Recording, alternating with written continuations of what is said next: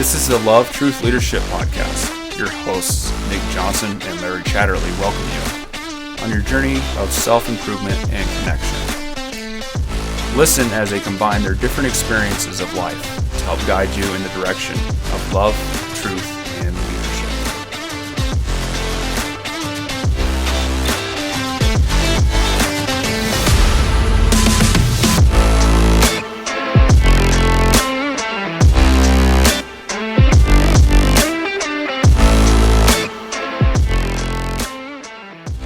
Hi, I'm Nick. Hi, I'm Larry. And this is the LTL show. Welcome to our first podcast. We're going to introduce ourselves a little bit. Why don't you go ahead and start, Larry? Hi, my name is Larry Chatterley. I'm 70 years old, still feeling pretty young. You look young. And I ride my bike a lot, Yeah. as Nick knows. Yeah. Nick knows a lot about bikes, and he kind of coaches me how to be a better cyclist. Anyway, my history is I was born in Idaho Falls, and then we moved to Michigan, and we lived there for a bit, and then I grew up in southern Utah. And my father was a physician, an ophthalmologist. I ended up being a consultant mainly for the dental industry for years. Retired 5 years ago. And during that whole time, I was a scout leader for 30 years, scoutmaster, and I did a lot of programs for the district and helped other scout leaders besides helping the boys, and that was pretty rewarding. And now I'm retired. I'm a service missionary. I help people find jobs. I coach people. I guess my motto is kind of like what Einstein said years ago: life lived for others is a life lived worthwhile. And I think one of the most rewarding things in life is helping people help themselves. So you said you were a consultant for dentists. Yeah, I help transition their practices. I help them how to run the practice too, how to manage it, and then we also help them do startups if they wanted to start a practice. So you've talked to me about your job. You've told me about what you've done and how it is something that has really brought you forward maybe a little bit as far as being able to communicate with people and all that kind of stuff and coaching. And a lot of people think that doctors or dentists mostly have their life together. But why don't you explain a little bit more like what you did in that industry and how you can definitely say that a lot of dentists and doctors definitely don't have their life together. And if they're trying to fix their practice, what did you tell them to fix first? Well, interesting. That's a good question. A lot of times I think, and I was on the same pathway. Well, I was going to go to med school, and right before I was ready to put my application in, I had this, epiphany or whatever. I started asking myself a bunch of questions why I was doing this. And then I realized it was more about money and status. I didn't necessarily have a passion for it. And some docs, not all docs, but some of them have their act together. A lot of them do. But then there's some that struggle. And I think those who struggle they're asking themselves a bunch of why questions. Why did I get into this? But some figured out sooner or later. But we found that when we coached these docs about getting their personal life in order, the practice went much better. But most people, when they'd hire us as a consultant, they'd say, hey, just fix the practice. That's the problem. I'm not the issue here. And we say, well, doc, no, you got to look at yourself. And there's some things that you could do personally that could really enhance the productivity and the success of your practice. So it goes to show that even being successful, as a dentist or a doctor, not a lot of the times their lives are all together, which is kind of where we're coming at with this podcast, trying to help teach people how to get their lives together. And so anybody listening, you can definitely understand that you could look successful on the outside and run a dentist office and still at the same time need help in your personal life. Yeah. I kind of think of it this way. We're in a rowboat, and one oar is your business and the other oar is your personal life. And the problem is if you put too much energy on the one oar, what direction does the boat go? Yeah, in circles. It goes in circles. And we found that if they're not in balance very well, and usually it's their personal life that are not in balance, and what happens is the more out of balance they get, the more energy they typically put in their career, thinking that that's going to bring them back into balance. Yeah. When frankly it doesn't. It ends up going in circles. Ends up being a Groundhog Day almost. And so they got to get focused more what's most important in life, and it's about relationships, and it's how they feel about themselves, self-love, and how they love other people, and to make sure they have a good purpose in life. And once they're grounded and they understand that purpose, there's some things that they can do to make life more meaningful to them. And once they figure that out, there's certain things, habits they can do that can make their lives more productive. And when they come to work and they're more energized and more happier, everybody feels that way. The staff feels that way. The patients start feeling that. And that's true with any business. Yeah. So, well, thank you for that, Larry. A little rundown. I'm going to give you guys a short and sweet explanation about who I am as a person, because to tell you the truth, the main reason why we started this podcast is because Larry and I met through my work. I might be a little emotional right now, just so you know, but I looked at him and instantly knew he was a very positive person. And about a month and a half ago, I was going through a mad breakup. It was really bad. But I'm 40 years old and have had nothing but failed relationship after failed relationship. So I'm sitting here figuring it out. It's like, what do I need to look at as far as myself? I'm the common denominator in all these failed relationships, right? So what's wrong with myself that I need to fix to where I can stop having these failed relationships? So I reached out to Larry one day to see if he might want to just, sit down and talk to me. Since then, it's been a great relationship we developed. He's helped me immensely. It's staying on track, holding me accountable. At the same time, it's one of those things where I've come from a past that's very checkered. We'll talk more about that probably later in further episodes, but I feel like I can relate with a lot of the lost people of this world, the people that don't have a sense of direction, a sense of loneliness, a sense of not want to be who your parents are, maybe a sense of not having a support network out there, something that is hard to find, but the only way you can find it is reach for it. At the same time, it's one of those things where I look at it as I'm the person that has always known the right thing to do, but have never had the ambition to do it. So we're here to use me as your study example. Basically, it's one of those things where if I can come from where I came from, doing the things that I did as a youth, going down the path that I was down, and can be looked at as a leader in my community as far as I go with a lot of things in the cycling industry, especially here in the town that Larry and I originate from currently. I'm looked at as a leader now on a small scale, and I look to improve that. Additionally, leaving a legacy, which a lot of people, I feel like, if they have that drive and ambition as far as wanting to leave a legacy that they can be proud of, that will be something that can change people as far as how they behave in their life. And so that's who I am as the guy who wants to leave a legacy. The man who been in trouble with the law a few times. I've never had direction as far as a career. I am a mechanic. I've been a mechanic for 20 years, but did I like my job? No. I always felt like there was something more for me to do. I don't have as stable past as Larry has. I have been all over the place as far as my career ambitions have been. I've been lost in direction, and finding direction is important. And it's one of those things where I feel like I'm starting to, at the age of 40, finding my direction. And Larry and I wanted to team up to create this, tell people my age, older, younger, anyone who feels like their direction is lost, to kind of be able to listen and see that it doesn't matter where you're at and where you're from, with a little bit of hard work and a little bit of discipline. And it's like you told me, Larry, you don't want me to change one habit or in a whole. You want me to change 1 minute of one habit. And just being able to do that And then to do that continuously, you can start to see the small changes that you're making in your life and seeing the positive influence. Since I started talking with you, it's been, a month and a half now? Almost 2?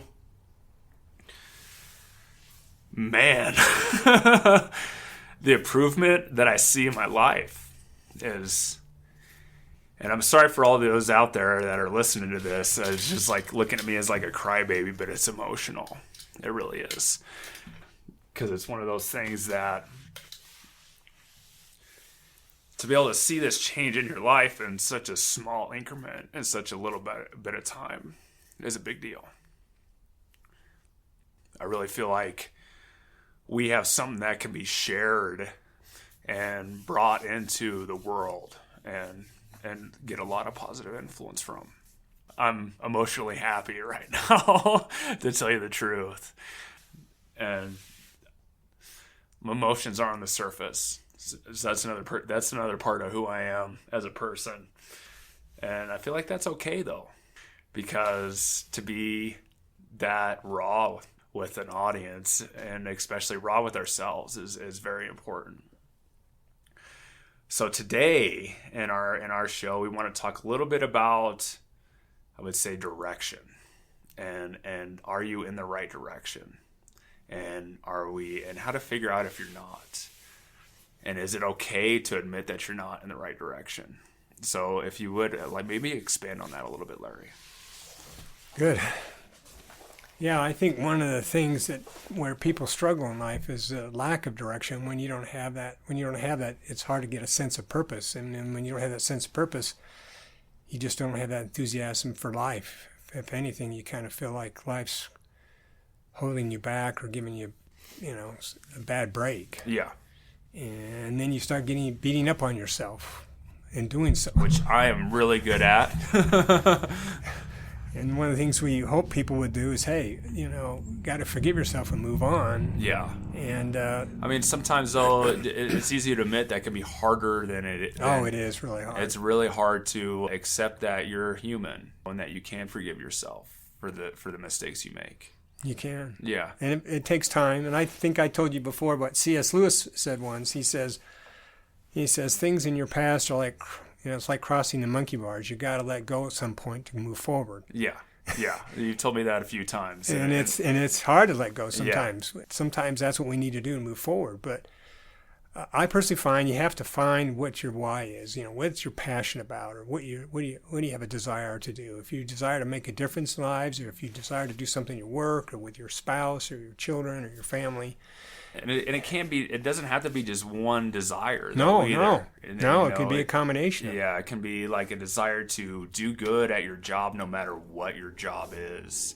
I have a desire to increase my place of work into something that I'm proud of. But at the same time, I have this desire to share a message with the world, how we can, positively influence our environments around us. You and I come from completely different backgrounds. That's why I enjoy our relationship so much, is because we can sit here and come from these different backgrounds and connect. And at the same time, we have a shared desire. And so that's another thing that this show maybe is going to be about, is about developing relationships with people that you wouldn't necessarily feel like you would say, okay, I'm going to develop a relationship with this person. They come with an area that I am not from at all. And I have actually a bad checkered past, which in a later episode, I feel like that'd be a good subject to talk about, is how we have something that is shared, but at the same time is my experience with it is completely, let's say, toxic and something that has maybe caused some past trauma in my life. Maybe not to an extreme as where it's very strong, but something where I would definitely look at this subject in a different light than you per se. But that being said, you and I have a shared desire to influence youth, for sure, definitely, to influence people positively every day. no matter what I'm feeling on the inside, the next every customer I see, I want them to feel like they had a positive experience at my work. You have that desire with everyone you meet. Sometimes I don't have that. Just like, oh man, I just want you to go away, please. But it's one of those things where finding that desire is very important to having that direction in your life. What makes you excited? Sometimes negative things can make people excited. Drugs, crime, all that kind of stuff. But it's one of those things where that stuff leads to a path of emptiness. It's one of those things where those paths aren't right for you. So let's figure out a different desire. What positivity can I bring, and what desire that I have for myself and for my family, for the people I meet every day, that can bring positivity to their lives. So maybe expand on that a little bit more, Larry. How would somebody find a positive desire? That's good. That's a great question. There's a lot of different things, and we've talked about this before, but the one thing that I've found is the level of a person's happiness is tied closely to the level of gratitude. And there's that magic word, ladies and gentlemen, gratitude. Just so you know, that word is very strong. There was a psychologist out of, I think, Southern California. I can't remember university. It was UCLA or USC. And his name was Professor Emmons. He did some research, and he found out that when people, and they did some research with students and everything, and they found that when people were started focusing on some things they were grateful for every day, that all of a sudden everything else around them started improving. Their relationships got better, their work got better, now they call this movement positive psychology. And so now there's about 100, 200 books on it. Yeah. And there's a lot of different, you can go on TED Talks, they got some good stuff on that as well. But they found that when people started feeling a culture of gratitude, they also felt more appreciation for other people, so they started expressing it. And interesting enough, they found that this created a different mindset. And when that you have a different mindset, you start thinking differently about the world. Instead of always focusing on what's going wrong with the world, you start thinking what's going right with the world. Now, just as somebody who's recently started journaling gratitude, and I've been doing it since I started talking to Larry, it can be tough. Oh yeah. To start with, it's one of those things where it's like, but I'm in such a bad spot. What do I have to be grateful for? And it's like, okay, so I like the quote from Buddha. If I remember it correctly. It goes, what did we do today? I think is what it starts out. But I'm grateful that I learned something. And if I didn't learn, at least I'm grateful I didn't get sick. And if I got sick, I'm grateful I didn't die. That's it. I can't really pull it off the top of my mind right now. And we'll fix this. I'll tell you, I'll find that episode or that quote, and we'll have it, because gratitude is 5 or 6 episodes in itself. Oh yeah, there's a lot to be said about gratitude, and as somebody who just started practicing gratitude, I found it hard to find something to be grateful for. Really, really hard. Because everything was annoying or everything was making me mad. I couldn't stand my family. I couldn't stand my cat. It's just one of those things where, so what did I'm grateful for my awesome car. I'm grateful for my material things. A lot of that's where I started that's what I was grateful for to begin with, was material things. And I'm like, okay, well, I'm grateful that I get to go to work every day to pay for my awesome car. And I'm grateful that I get to go to work every day to pay for my awesome bike. And then so you start, so just because it starts the great gratitude expands. It's like, okay, so you're grateful for this one material thing, but think of all the things that you get or that enables you to have that material thing. I'm grateful that I woke up and took a breath of air this morning. I didn't die in my sleep. I'm grateful to just to eat a protein bar. I really found gratitude helped me whenever I started putting selfishness into it a little bit, and I feel guilty saying that, but whenever I started focusing what I'm grateful for about myself, my self-esteem starts going up. My number one sentence on my gratitude journaling is, I'm grateful for me. I'm grateful for my confidence and the ability to share that with people and to lead with confidence. Because I look at gratitude as like something that, one, I'm grateful for this aspect that I have. And if I don't have it, I want to build it, I'm going to start building gratitude for it. So how can people use gratitude, and in what ways can they start looking at themselves to be grateful for, like, just the little things? What ways can they do it? Yeah. Well, like what you mentioned, Nick, I mean, one thing they could do is just getting a journal out and just write a few things every day. And how important, because I talk to a lot of people about gratitude and practicing it, and they sit there and, well, I'm grateful for stuff in my mind all the time. It's like, yeah, well, saying thank you and being grateful is two different things. So how important is actually journaling gratitude? It's very important, because when you write stuff, it's both a left brain and right brain activity. And they find that it works better in the brain when you actually write stuff out, whether that be a problem or a question or anything. And particularly with gratitude, it's a little more ingrained. It gets in the mind, infuses it, I guess what you would say. Yeah. It stays there a little bit better. And it allows you to focus on it. And there's a lot of things you can do. You can say, hey, what went right this week? Or did I do something or say something that made a difference in someone else's life? And just journaling this, it becomes a journey of self-reflection, and it actually helps the self-esteem and self-love for yourself. Mm-hmm. And when you do that, your world changes in the way you see people. Yeah.